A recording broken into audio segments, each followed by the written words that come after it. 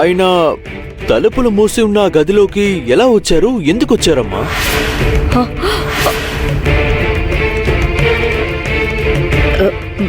తలరాత, అంతకంటే ఏముంటుంది. కానీ కానీ మీ నాన్నగారికి ఎంత త్వరగా నయమైతే అంత మంచిది. అప్పుడే కదా మనకి తెలుస్తుంది ఆయనకి ఏం జరిగిందో. తప్పకుండా మీ నాన్నగారు కోలుకుంటారు. దిగు, బాబాగారు మీ నాన్న కోసం ప్రత్యేకమైన మందు తయారు చేశారు. గంగికి ప్రతిరోజు 3 పూట్ల ఈ మందు ఇవ్వాలి. వరుసగా 4 రోజులు ఈ మందు తాగితే తనకి పిచ్చెక్కుతుంది. తగలపెడతానంటుంది. ఊరు మొత్తాన్ని తగలబెట్టేస్తానంటుంది. గంగపిన్నికిచ్చిన భయంకరమైన మందుని మావయ్య గారికి ఇమ్మనిచ్చారు. క్రమం తప్పకుండా మందిస్తే ఆయన త్వరగా కోలుకుంటారు. అదే ఏంటంటే దిగు, రేపటి నుంచి ఆయనకి 3 పూట్ల మందివ్వాలి. మర్చిపోకుండా ఆయనకి మందిస్తే ఆయన కోలుకుంటారు. మీ నాన్నగారికి నయమైపోతుంది. అప్పుడు మనం ఆయన అడిగి తెలుసుకుందాం ఏం జరిగిందని. ఇక మన సమస్యలన్నీ తీరిపోతాయి. బాబాగారు మీ నాన్న కోసం ప్రత్యేకమైన మందు తయారు చేశారు. బాబాగారు మీ నాన్న కోసం ప్రత్యేకమైన మందు తయారు చేశారు. రేపటి నుంచి ఆయనకి 3 పూట్ల మందివ్వాలి. సకు, అరే పాలు అమ్మ కోసం కదా తెచ్చావు, మరి నాన్నగారికి ఇస్తున్నావేంటి? ఏదో ఆలోచిస్తూ అటు వెళ్ళాను. తీసుకోండి అత్తయ్య గారు.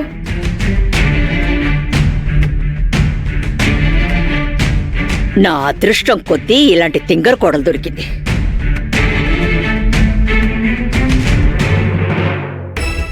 ఏమిటి నువ్విప్పుడు ఎందుకు ఇలా భయపడుతున్నావు?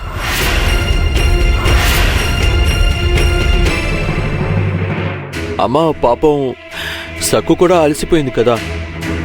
నిన్న రాత్రంతా తనకి నిద్రలేదు. తనకి ఆ గదిలో ఏదైనా భయంకరమైన అనుభవం ఎదురై ఉంటుందమ్మా. అది గుర్తొచ్చి భయపడుతున్నట్టుంది. అందుకే సంఘసేవ తగ్గించి కాస్త విశ్రాంతి తీసుకోవాలి. అన్నిట్లో తలదూరుస్తుంది. ఎవరలా చేయమన్నారు?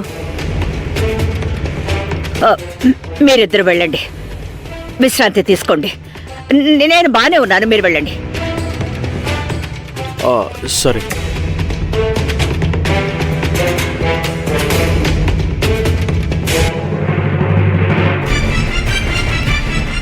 ఈ పనికి మల్ల సక్కు మాంత్రికురాలు.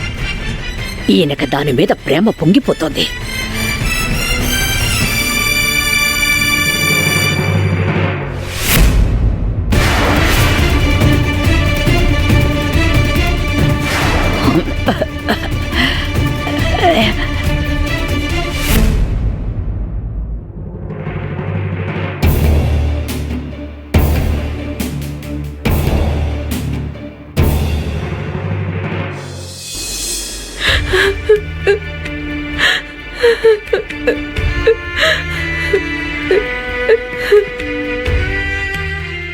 పాండురంగా, ఏంటిదంతా?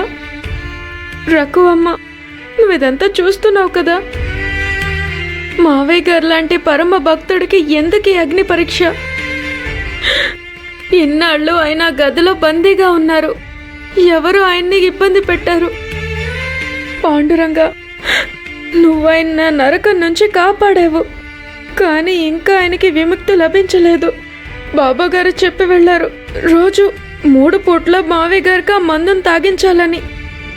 పాండురంగా, నీకు బాగా తెలుసు కదా, ఆ మందుని తీసుకోవటం వల్లే కదా గంగపిన్ని దయ్యం పట్టినట్టు ప్రవర్తించింది. ఈ విషయాన్ని అత్తయ్య గారికి చెప్పే ధైర్యం నాకు లేదు. ఆవిడికి నాగోజీ బాబా గారంటే చాలా భక్తి. ఎవరు వద్దని చెప్పినా ఆవిడ మందుని 3 పూట్ల మావయ్య గారికి తాగిస్తారు. నువ్వే చెప్పు, ఇప్పుడు నేనేం చేయాలి పాండురంగా?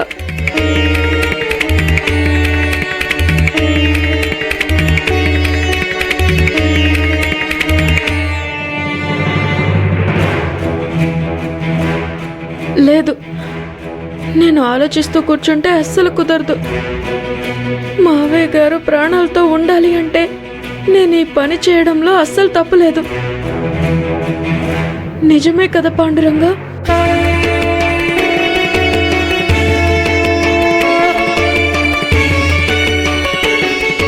మంచి పనులు చేసే వాళ్ళకి నువ్వెప్పుడూ తోడుగా ఉంటావు, అవును కదా?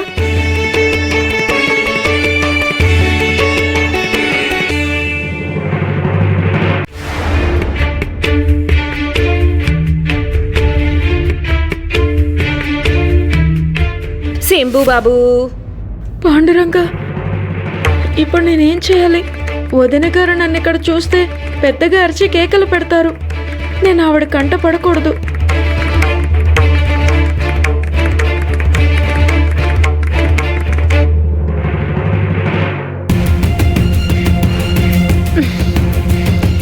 ఏమిట్రా శంభు బాబు, ఈ మధ్య నువ్వు నన్ను అస్సలు నిద్రపోనివ్వడం లేదురా. రాత్రంతా జాగారం చేస్తున్నావు. పాలు కాస్త చల్లారితే ఇక ముట్టుకోవు. అలా కూర్చో, పొయ్యి వెలిగించి వేడి చేసిస్తా. అల్లరి చేయకుండా బుద్ధిగా కూర్చో.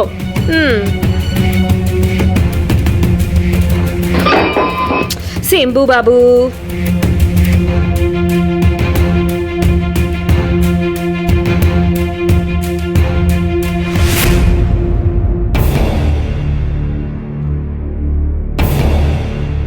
నేను నీకు వేడి పాలలో బెల్లం వేసిస్తాను, తాగి బజ్జోవాలి.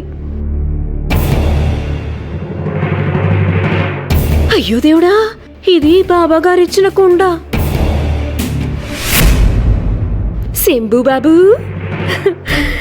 నీకు తెలుసా, బాబాగారు మీ తాతయ్య గారి కోసం ఈ ఔషధాన్ని ఇచ్చారు. తాతయ్య రోజు ఈ మందు వేసుకుంటే ఆయన కోలుకుంటారు. శంభు బాబు, నువ్వు ఇలా అన్నీ తీయకూడదు, బుద్ధిగా కూర్చో. పాలలో బెల్లం వేసిస్తాను.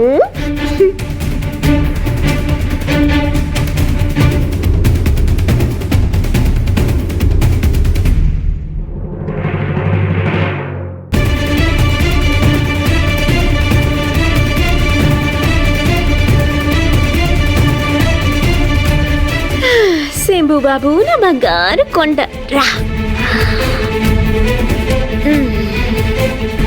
వెళ్దాం.